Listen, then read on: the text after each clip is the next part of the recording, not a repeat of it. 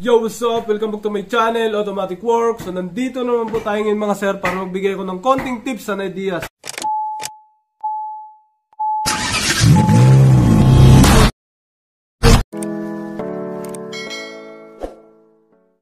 Yun, Toyota Altis.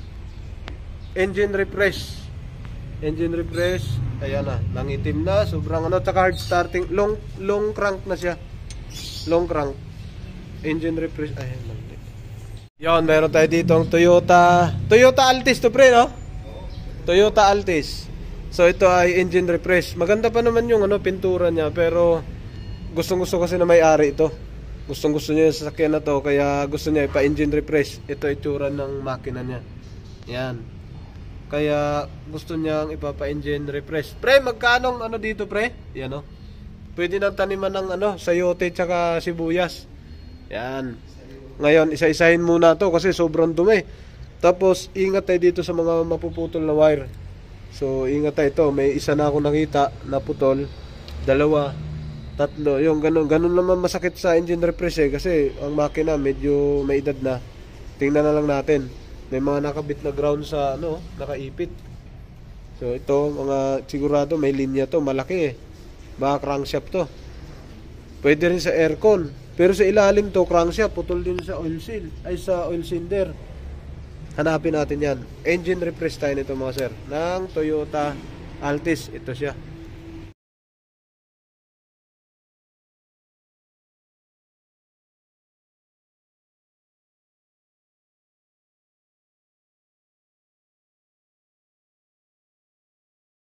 Eto na, nabuksan na nga. Yung napakadumi. Ito pre, di ba may wire dito pre? Sa ground. Hindi ba to ground pre? Hindi, sa plastic to Hindi siya ground Naku, naipit lang ng gumawa. Naipit lang. Tapos naipit to pre, tapos naputol. Ito yun pre. Yung wire na to, ayun na. Itong wire na to. Pirat. Napirat talaga. Hindi pre, pinasok dito sa loob. Ayun. Yung wire dyan tinali. Yung wire. Galing Tapos kaya ito pre, putol na. Bakit wala na tong wire? Putol na Bakit? Naku po. Ano naman silbi nito? Hindi nga malaman pre kung nilagyan ng wire. Dyan nilagay. Hindi na tuloy nakakalaro to. Dyan nilagay ang wire. Yan pala talaga pre. Mahirap kaya pala. Kahit gawin natin silikon, pre, pag hindi natin ito makita puno na silikon. Dito tinali yung wire. Parang nilak na niya Nag-ground sa loob Nilak to.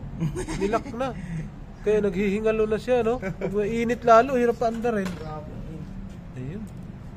Ito dito siya inipit Ipit na ipit Gagawin natin ang yan. Kala ko ground dito kasi nakalagay. Sabi ko mamay may pinutol mo namay. Yan napakadumi. So refresh. Yun, nabaklas na ni pare. Sobrang dumi pre. Yan, tingnan natin. Yung iba, nabaklas ng bodyo. Pinufukpok. Yan. So pagka 2004 pre ang edad Dalawang dekada na rin. Dalawang dekada. Pagka 2004. Pero yan pre, mga napalitan na to. Ito napalitan. Iba na kulay Pero yung ito, wala pa tayo pa lang. So ito na yung head niya. Yan. Ngayon bubuksan. Engine refresh. So kailangan to pagka kasi mahal na mahal ng may-ari yung sasakyan niya Yan na.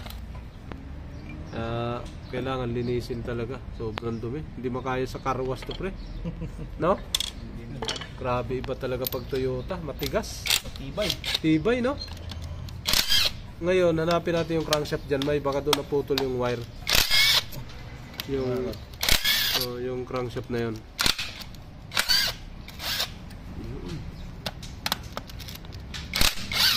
Grabe pre. Lagatik ang dumi pre. Dumi Wow. Alright. Ano yun pre? Ayan yung crankshaft pre. Bunutin mo. Asan yung kaputol yan? Di sakit? Yung kaputol. Di sakit? Sige. Ay oo, di sakit. Dahan-dahan ka dyan pre. Yan po, hindi na makita halos ang crankshaft pre. Bumaon na Si paring Ariel bumibiran yan.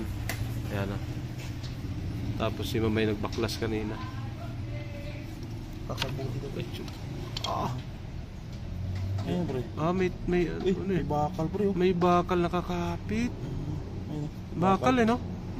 Sige, lagay mo lang dyan. Ito po lang crankshaft niya, simple lang no? Yan, BBTI pre, lalo. Maganda rin yan. Takot ang ina. Yan, isa din yan sa magdumi. Mahirap din ito panda rin pre, mamamatay-matay. Long crank kasi siya no? Hard start, long crank.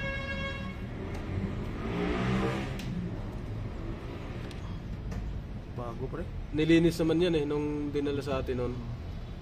Ay, sige. Tapon mo lang pre. Tapon na. Tapon no, pag nabali, yari. Dosi tayo. Saan yung dosi natin?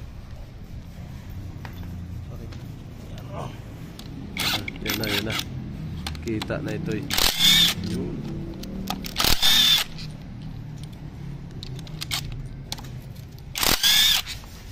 Sarap talaga tingnan no, pagka ginawa ang makina. No? Ano nangyari pre dati? Mag-overhaul ako na iwan. Nasalpak na lahat. Nasalpak na lahat? Nililigpit na. Meow. Hindi pa pinapaandar. Grabe no? Napakatindi talaga pagka Toyota talaga pre. Lupit. 2004, walang baklasan. Ito yung tsura niya 2004, walang baklasan Grabe. Pero nagkakaroon din ng ng mancha mancha ng langis Pero grabe, the best in the West. Sobrang dumi na sa labas pero sa loob pala madumi rin pero paputiin kasi lahat yan. Balik natin sa dating stock. Refresh.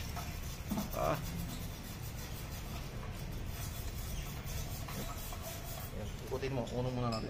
Uno muna bago magbaklas. Uy! Pumitik! Sige lang. Sige. Ito. Dalawa na pala ito. Dalawa na yan, pre. So, ano pait yan, pre? Dikit pala ang dumi dyan, 11, 12 yan, pre! Delikado to, kuha ka ng yung kwadrado. Yung huwag mo na ituloy. Tingnan mo lang. Naka-flower yan, No?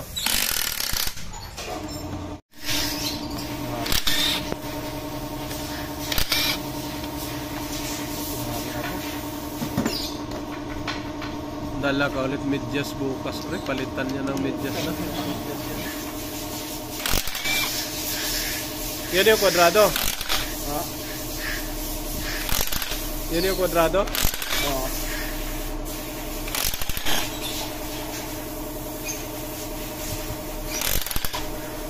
Uy! Hey! Hey! Ito naman!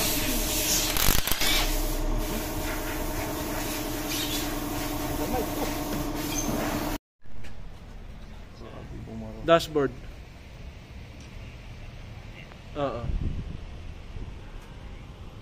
Alright, ito na. Oo, yun lang. Okay, sige lang. Sige lang.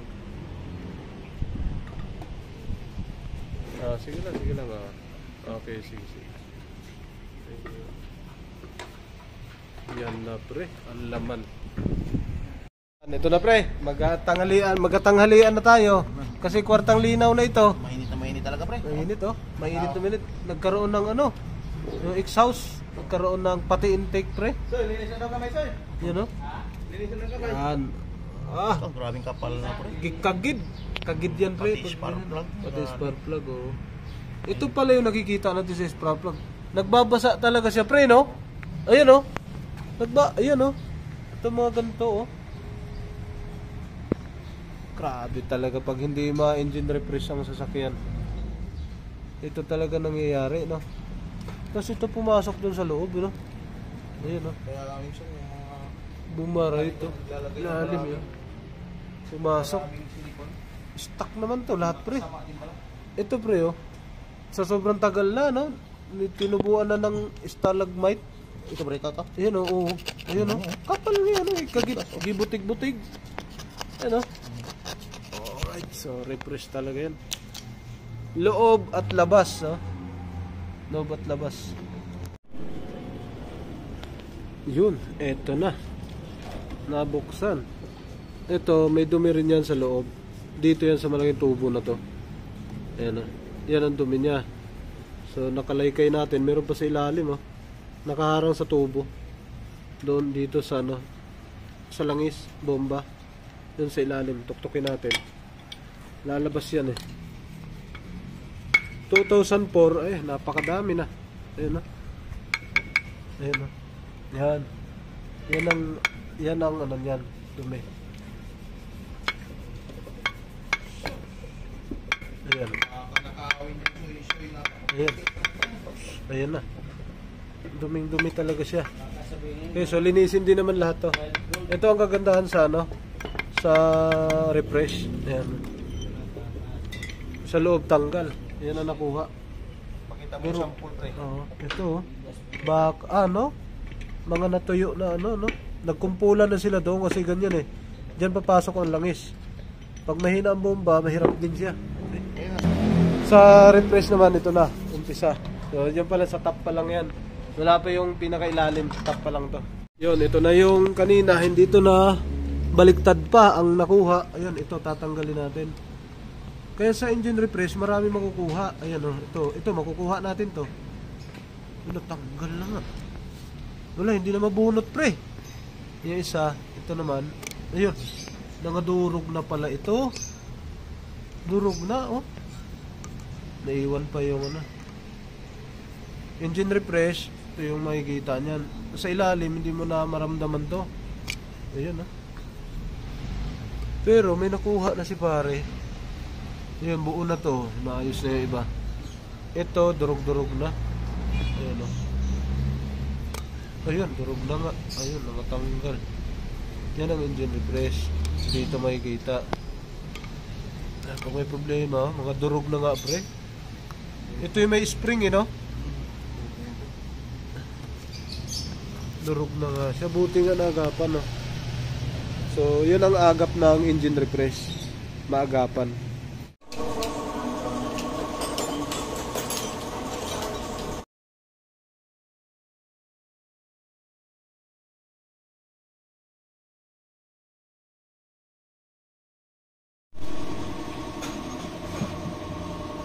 Wala na siyang dumi, no? Nalinis talaga kanina, sobrang dumi, no?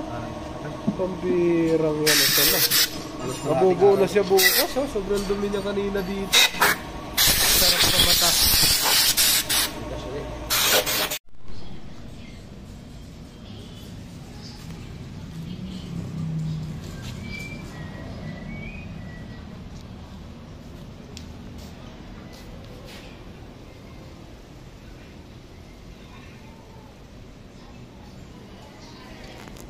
Yun, kinakasala ni pare, oh.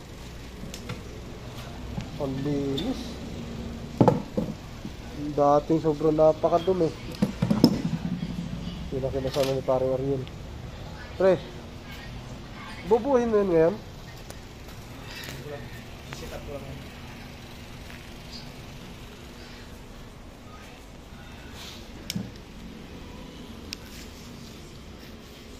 Refresh na to.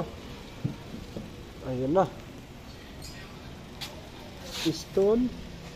Napakaayos pa. I-set up lang muna ni pare.